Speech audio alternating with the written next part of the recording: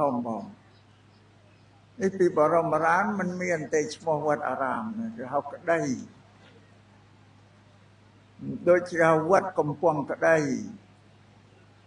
មកពីមានស្ទឹងកំពង់ក្តីនោះនៅខាងលិចវត្តស្ទឹងពីបុរាណមានស្ពានបុរាណឆ្លងបើញោមញាតិពុទ្ធបរិស័ទតែអញ្ជើញមកវត្តញោមញាតិមកសំសិលឬពិធីបុណ្យអីគេធ្វើដំណើរតាមទូកមកគេមកចតនៅកំពង់ខាងក្រោយវត្តក៏កំពង់ក្តីសម្រាប់គេចតឡើងដើរទៅវត្តដូចជាប្រាសាទបន្ទាយក្តីគឺជាវត្តមានព្រះសង្ឃច្រើនណាស់ពោរាប់រយអង្គនៅក្នុងប្រាសាទបន្ទាយក្តីហ្នឹង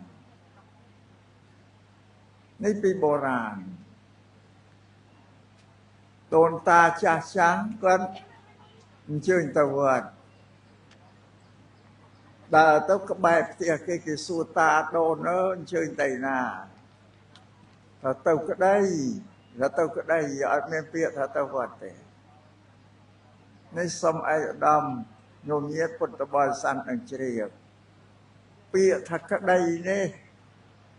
គឺកន្លែងវត្តនឹងកាលណាបរិស័ទទៅបួសជាភិក្ខុសាមណេរអីនៅក្នុងវត្តនឹងហើយតែងសិក្សារៀនសូត្រនៅពុទ្ធវចនៈដែលព្រះសម្មាសម្ពុទ្ធសម្ដែងហើយហ្នឹងក៏ធ្វើឲ្យមនុស្សនឹងមានបញ្ញាដឹងខុសដឹងត្រូវដឹងសុខដឹងទុក្ខទាបខ្ពស់អាក្រក់ល្អអីទាំងអស់ដែលចម្រើនបញ្ញា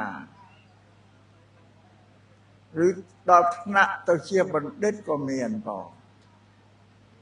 នេះបានជាលោកថាក្តីហ្នឹងគឺដឹងក្តីខុសត្រូវសពគ្រប់មិនក្តីកើតចំនួនឆ្លោះប្រកែកទេណាញោមញាតិដឹងក្តីសពគ្រប់អាក្រក់ល្អអីហ្នឹងវាដឹងដោយសារអីដឹងដោយសារចម្រើនបញ្ញាលូតលាស់បញ្ញាដែលបានសិក្សារៀនសូត្រនៅពុទ្ធវចនៈដែលមាននៅក្នុងគម្ពីរបត្រៃពិដកសិលសមាធិបញ្ញាហ្នឹងដល់ចំណេរមកក្រោយបច្ចុប្បន្នយើងនិយមហៅវត្តអារាមបាត់ពាក្យក្តីអស់បងវត្តនេះសំដៅទៅកន្លែងវត្តបដិបត្តិសម្រាប់ញោមញាតិពុទ្ធបរិស័ទចូលមកប្ររពបបដិបត្តិនៅកម្មវិធីអ្វីផ្សេងដូចជាធ្វើទានរក្សាសិលចម្រើនមេត្តាភាវនាហ្នឹងគេថាវត្តបដិបត្តិអញ្ចឹងអារាមៈប្រែថាសួនច្បារវត្តអារាមមិនជាសួនច្បារសួនច្បារនេះមួយយ៉ាងគឺជាសួនមែនព្រះសង្ឃលោកដាំដើមឈើលម្អទៅរុក្ខជាតិក្នុងវត្តទៅដូចជាសួនកាលណាញោមញាតិអញ្ជើញមកឃើញទេសភាពរបស់វត្តនោះមានសេចក្តីរីករាយអារាមក៏ឬមួយយ៉ាងទៀតញោមញាតិមានក្តីទុក្ខកង្វល់អ្វីនៅស្រុកឯភូមិនៅផ្ទះនោះកាលណាចូលមកដល់វត្តហើយតែងសេចក្តីទុក្ខដែលកើតនៅក្នុងចិត្តនោះក៏ជ្រុះក៏ឃ្លាតចេញអំពីចិត្តមានសេចក្តីរីករាយក្នុងមួយរយៈកាលនោះបានជាហៅថាអារាមវត្តអារាមឈ្មោះបង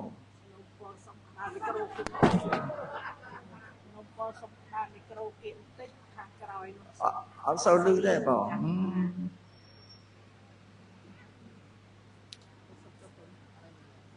ព្រោះនឹងបច្ចុប្បន្នហ្នឹងអត់មានទេណាឈ្មោះក្តីបើមានអ្នកណាមួយនិយាយថាក្តីទៅក្តីអីអត់ដឹងទេបងយើងក្មេងសម័យនេះអត់ដឹងទេតែថាវត្តអារាមហើយវត្តអារាមនេះជាទីប្រជុំរបស់ញោមញាតិពុទ្ធបរិស័ទគ្រប់រូបទាំងអស់ដែលជ្រះថ្លានៅក្នុងពុទ្ធសាសនាហ្នឹង តែអញ្ជើញមករួបរวมគ្នាក្នុងវត្តអារាមនេះដោយមានព្រះសង្ឃលោកគង់នៅក្នុងវត្តញោមញាតមកបំពេញរក្សាសិលធ្វើទានធ្វើបុណ្យឲ្យសពបែបសពយ៉ាងគឺក្នុងវត្តបានន័យថាវត្តនេះគេមកធ្វើសេចក្តីល្អក៏ធ្វើសេចក្តីល្អដោយកាយដោយវាចាចិត្តឬមកសម្អាតកាយវាចាចិត្តនឹងឲ្យស្អាតនេះជាឈ្មោះថាវត្តដោយសម្រាប់វត្តអារាមនេះកើតឡើងដោយសទ្ធាជ្រះថ្លារបស់ញោមញាតិគ្រប់គ្នាទាំងអស់ផងទាំងមន្ត្រីអាមាត្យសេដ្ឋីកហបតីអ្នកមានអ្នកក្រអីទាំងអស់ផងរួបរวมគ្នាចូលមកកាន់រដ្ឋអារាមដើម្បីនឹងបំពេញនៅកុសលផលបុណ្យផ្សេងទៅតាមពុទ្ធសាសនានោះវិវត្តអារាមនេះ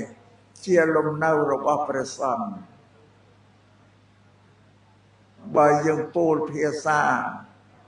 សាមញ្ញឲ្យងាយយល់ថាវត្តនឹងជាភូមិរបស់ព្រះសង្ឃលោកគង់នៅហើយវត្តនេះក៏កើតឡើងអំពីសទ្ធាជ្រះថ្លា